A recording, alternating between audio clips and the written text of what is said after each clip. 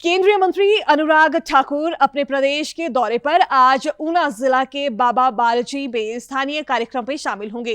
प्रदेश पहुंचने पर धर्मशाला में केंद्रीय मंत्री ने कहा कि संसद में पेश किए गए श्वेत पत्र ने पूरी तरह से कांग्रेस की पोल खोल दी है। इससे पता चलता है कि कैसे कांग्रेस की प्राथमिकता हमेशा परिवार और भ्रष्टाचार रहा है। उनके लिए देश नहीं बल्कि खुद की जेब भरना प्राथमिकता थी।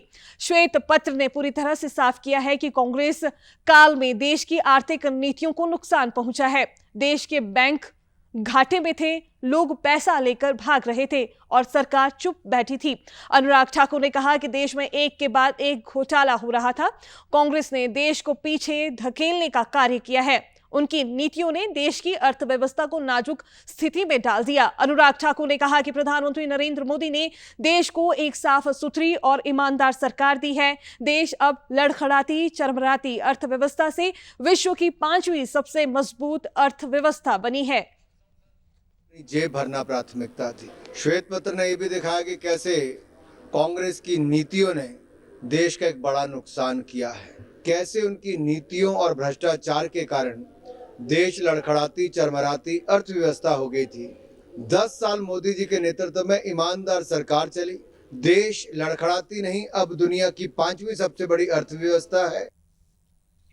अनुराग ठाकुर ने आज झंडूता विधानसभा की ग्राम पंचायत बालघाट में ठप्पर और ग्राम पंचायत सीना ग्राम में स्थानीय कार्यक्रमों में भाग लिया। इसके पश्चात वे घुमारवी विधानसभा पहुंचे, जहां ग्राम पंचायत अमरपुर के अमरपुर गांव में उन्होंने गांव चलो अभियान में शिरकत की। अनुराग ठाकुर ने कहा कि झंडूता विधानसभा क्षेत्र में मंडल स्तरीय महिला खेलकूद प्रतियोगिता की शुरुआत हुई है। महिला मोर्चा और स्वयं सहायता समूहों की महिलाओं ने इसमें भाग लिया। ये खेलो इंडिया, फिट इंडिया को बढ़ावा देने के लिए और जागरूकता फैलाने की दिशा में उपयोगी है।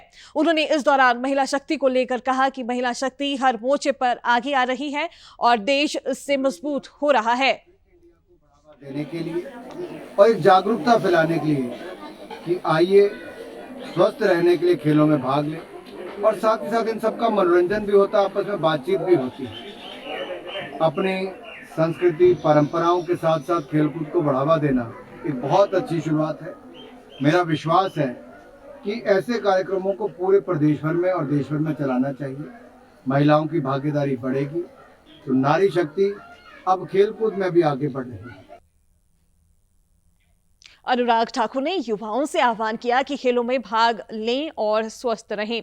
जो युवा नशे की ग्रस्त हो रहे हैं, इसका सबसे बड़ा कारण है कि वो खेलों में भाग नहीं ले रहे।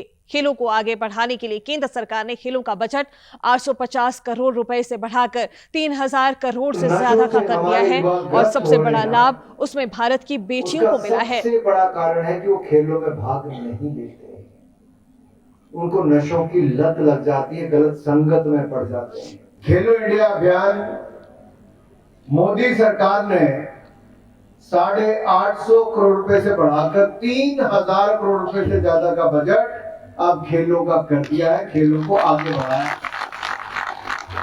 लेकिन सबसे बड़ा लाभ उसमें किसी को मिला तो भारत की बेटियों को मिला है।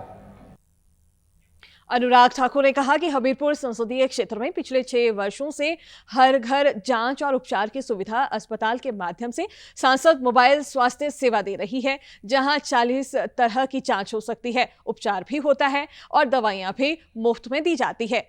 इस महीने इस सेवा से लगभग 10 लाख लोग लाभान्वित हो जाएंगे। जांच उपचार ये सुविधा अस्पताल के माध्यम से सांसद मोबाइल स्वास्थ्य सेवा दे रही है, जहां 40 तरह की आपकी जांच भी हो सकती है, उपचार भी होता है, दवाइयां भी मुफ्त में दी जाती है।